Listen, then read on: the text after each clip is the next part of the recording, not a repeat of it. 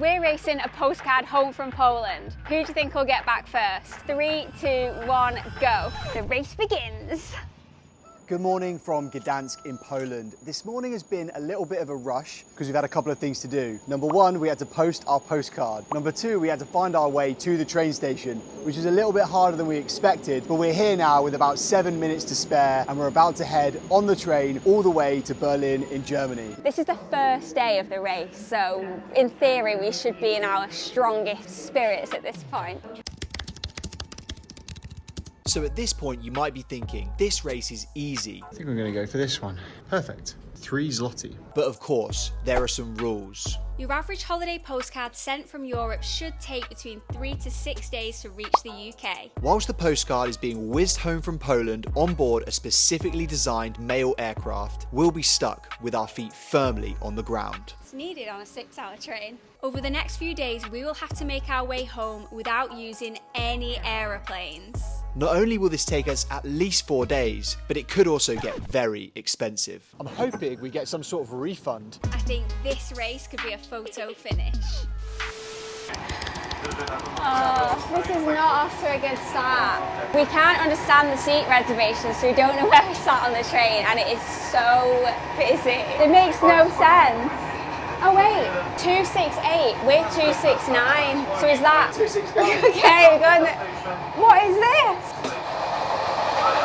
I'm scared. So we're on the train, we've been on for about an hour now. We're in a couchette with 6 chairs, but there's actually only currently 4 of us, so there's 2 spare chairs. So it's quite nice and spacious, but the train's like 6.5 hours long, so there's a good chance that we could have 2 more people joining us. And at that point, I think it will be a little bit cramped. 90% of the train route is in Poland, and then the last little 10% of the train ride, you then cross over the border into Germany, finishing in Berlin, the capital city of Germany. It's got aircon, which is fantastic. It's actually quite a hot day outside, so that is very much appreciated. The loos are nice. The chairs are big and comfy. They have double armrests, so there's no like jostling for armrest position like you get on a plane. The views out the window are fantastic, and there's also a dining carriage, which is where we're going now. The review for that is still pending. Welcome to the snack carriage.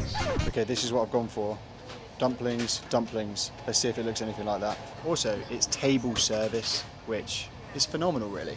So we've got some a la carte service here. I've ordered some Polish dumplings on the train and an Americano. 2 Americanos, 2 plates of dumplings, £17. But the proof is in the dumpling. How do they taste?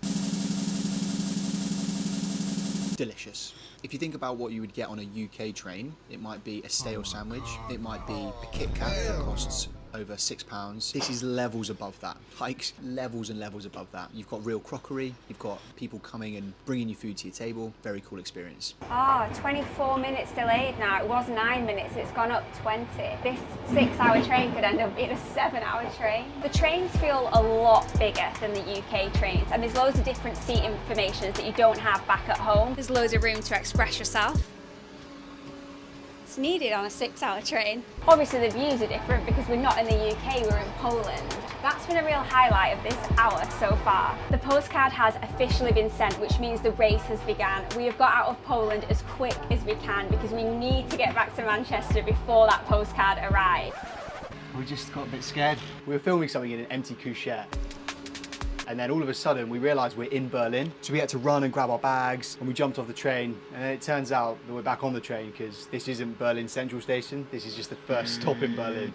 But I tell you what, it gets the heart pumping. A few moments later. We're now in Germany, our second country. We now need to figure out exactly how we get from Germany towards the UK, I suppose. There has already been some bad news. We were hoping that tonight we were going to be able to head straight out of Germany and into France, but there are no seats on the sleeper train that is leaving Berlin tonight. We're going to have to get it tomorrow night, which means we'll be spending tonight and a full day in Berlin before we can actually move again. We've got 24 hours in Berlin.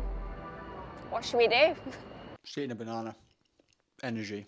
So we've decided to book a hotel for the night in Berlin. Hotels in Berlin Ain't cheap. This place was one of the cheapest places we could find, and it was 228 euros. The expenses of racing the postcard are racking up. you have anything to say, Jade? It's kind of weird because we actually stayed in this exact hotel a year ago on our last traveller challenge. 10 days to get from Europe's most northern capital city to its most southern.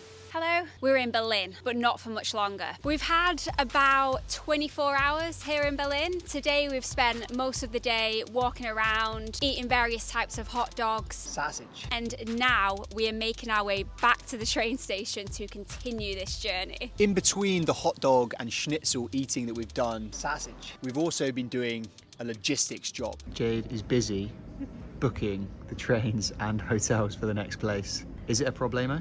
It's not a problemo, but it's last minute, so it's expensivo. We weren't able to get the sleeper train yesterday like we originally planned, so we've booked it for this evening. The sleeper train tonight is 339 euros for both of us, and then I think it's another 95 pounds per person for the train from Strasbourg to Paris. Le Paris. We don't know where the postcard is, and we think we've made a little bit of a mistake because we should have got an air tag. The next time we do this, we're going to get an air tag and we're going to put it on the postcard. And because we don't know where it is, we just want to get back as quick as possible. But as for now, I think we need to get to the train station. First observation, there's quite a lot of suitcases, but also backpacks getting onto this train. Oh yeah, by the way, the train behind us isn't our train. That's like another train. Also, what are you most excited about this train for? The food. There is a dining carriage on this train. I've already had a sneak peek of the menu, and I can't believe some of the things that are on this menu. Okay, let me put the bags up. As you can see, all the bags kind of go up on this rack up here. Initial impressions. Before we got on the train, I was a little bit concerned because it looked like it needed a bit of a wash. It was very dusty. But now that we're on, I quite like this room that we're about to spend the next 12 hours on. We're in a sleeper cabin, so there's 3 different types of cabins that you can be on this train.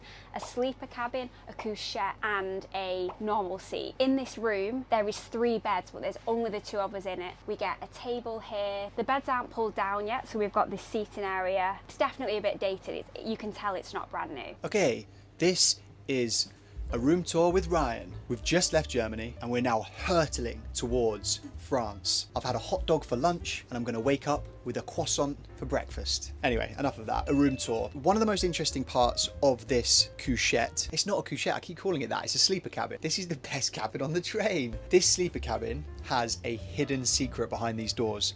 You think it's a cupboard? No.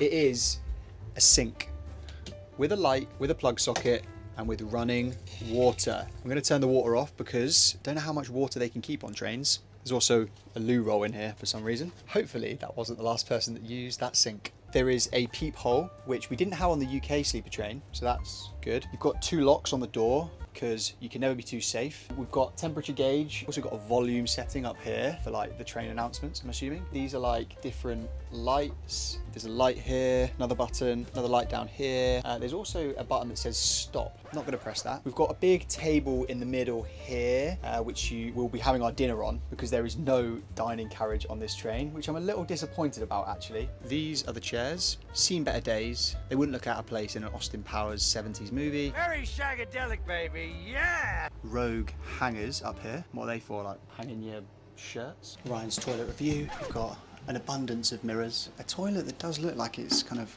coming off the wall. Pretty decent looking shower. I'll let you know what the pressure's like. But most importantly, you know, you've got a stool to sit on whilst someone else is having a shower. All in all, 6 out of 10. One thing that I would say about this train is that we're going to be spending a long time on here. Over 10 hours, which is the longest train that I've ever been on. It's very spacious, which I like, but it does feel old. And I think we're going to need a good shower when we get off it. It's seen some things. Obviously we're being quite critical, but the price tag for this train is enormous. You expect, you know, slightly better, I think. For there not to be a dining car is crazy. And the guy was like, oh yeah, let me know if you want some food. There's not much on, so let me know what you want and I'll see if it's available. We're gonna order some food now, so let's see what is on offer. Our food has arrived and it looks pretty nice. So you actually get served it on real plates with real knives and forks. We've gone for a lentil curry and a veggie chili. This is actually Ryan's lentil curry, and I think he ordered better than me this time. Yours is nice. Mine looks nice, but it's come with this like bread. I just don't like the look of it. Could be mistaken for a doormat. It's okay. Right. Get your hands off my lentil curry. I think you've ordered the nicer one. We're now going to get the cabin changed from day mode to night mode. The bunk beds are coming out. Ooh, somebody shut the blinds. The beds have been assembled and we now have to decide who gets the top bunk and who gets the bottom bunk. Initial impressions, the bottom bunk is definitely the best bunk to have because it's the most spacious. This top one is a bit thinner and you might fall out, and the only thing protecting you is this net. I think this is another bed, so you could actually have 3 people in this room. It would be tight. It is such a novelty going to sleep on a train. Let's hope we get a good night's sleep, and we'll see you in France in the morning. All right, we've been woken up. It's like 5 in the morning. We thought that we'd be in Strasbourg in France. We're actually in Frankfurt. We have this locomotive problem. We've got no breakfast because they haven't got it on board. Breakfast we don't get. If you want coffee, tea, I can bring. And we're having to get off the train because we have to get on another train, which is going to take another 2.5 hours to get to Strasbourg. I don't think the other train is a sleeper train. I think the other train's a normal train. We're even getting breakfast. And it means that we're going to miss our connecting train from Strasbourg to France. This is an expensive morning. There has been a plot twist. The postcard has really done us over as well on this one. We know it was you. There was a knock on our door this morning at 5 a.m. telling us that there's a problem with the train and that we've got to get off it. And when we looked at Google Maps, we're still in Germany. So to put this into perspective, we've been on a 10-hour train from Berlin to Frankfurt. It shouldn't take that long, and it's not even took us to another country. So the plan of action is they're transferring everyone from that train onto this train behind me, and from here we're going to carry on to Paris in France. Okay, we've finally made it. 13 hours on the road. Let's get out of here. We made it to France. Hello, want me to take your picture, boss? Yeah? Hello. Hello, we made it! We made it to France. 13 hours. He was nice. That's made me feel better about the journey. After 13 hours, we have finally made it to France. Wasn't the way we were expecting to get here, but we are here. And we're actually only here 1 hour after our scheduled arrival time. So what happened is we got rudely awoken at about 5 a.m. and got booted off our sleeper train. Locomotive problem. We then had to get on another train all the way to Paris. We in the sleeper train to Strasbourg, and then we were going to get a train from Strasbourg to Paris, but they put us straight on a train to Paris. So if anyone was on that sleeper train that needed to go to Strasbourg, God help them, because they weren't getting there. So it's all a bit confusing. We're a bit bleary-eyed this morning. I'm actually still in my PJs because I've been rushed around. We've had no breakfast. I'm absolutely ravenous, but the good news is we are now in Le Français, the home of food, or the home of good food. So let's go and put our bags in a hotel somewhere and let's go and get something to eat because I'm starving. One good thing that might come of this is that I'm hoping we get some sort of refund or compensation for only making it to Frankfurt. So that was an expensive train. So that is potentially quite a lucrative compensation claim we've got going on. We'll keep you posted on that. Oh, welcome to our glamorous third day. Is it the third day? We still have no idea where the postcard is, but I can definitely tell you where we are. Le Français. After our early morning wake-up call and probably a total of 4 hours sleep between us, we have been extremely tired today. Paris is known for its fantastic cuisine, and we are sampling some of the best of it this evening. Jade's got her kebab here.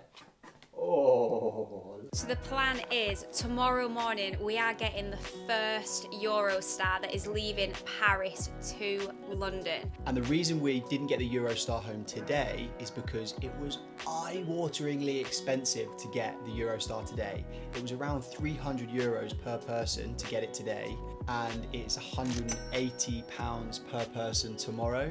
Still very expensive. Anyway, we're gonna chow down on some kebabs now, and we'll see you in the morning for the Eurostar. Oh, by the way, if you haven't tried this drink yet, it's the best drink in the world. Good morning, Jade. Welcome to day 4. And a hot box of a bedroom. Oh my goodness. Not a good night's sleep again. Bonjour and welcome to day 1, 2, 3, 4. I'm running on empty right now. I'm extremely tired. It's about 5:30 in the morning. We're at Gdansk and it's where we're going to be making a big leap forward in the race today. We will be back on UK soil in about 3 hours time. We're in the queue now to get on the Eurostar. This is just the security part and it's huge. 5 hours later. Jade is on board the Eurostar. Where are you, little postcard? You glad you got the window seat? I've got the Ryanair window seat. It doesn't matter because we're going to be under the ocean for most of it anyway. I don't really think about that, and then when I do think about it, it creeps me out a bit. Homeward bound. Jade has basically slept the whole Eurostar. Neither of us got a very good night's sleep last night. We're nearly there. We've gone through the tunnel and we're now on UK soil, officially. I'm gonna go and try and get a coffee from the Eurostar cafe. Give me a little pick-me-up. We've made it back to the UK. Lovely. Good morning, Glenn. We may be back in the UK, but the journey is not yet over. Just over here is Euston Station, and we now need to get a train from London all the way up north back to Manchester, which is where the postcard is getting delivered, or it might already have been delivered. And I'm keeping everything crossed that it isn't there because I want to win. Also, we might be on the home stretch now, but this is the UK and I feel like you can't trust trains here. So this has been so fun. I already want to do it again. Where should we do next? We're so close. So close. We're back in Manchester now and we are just moments away from finding out if we have beaten the postcard. This is the moment of truth. We've made it home. If the postcard has beaten us home, we're gonna head straight back out and do this all over again. Let's find out. I'm scared. Yeah, let's go. Has it made it? No, no way. And that looks recent. I did not expect that at all. I really thought that we had done it. The postcard beat us home. Let us know where the new start point should be.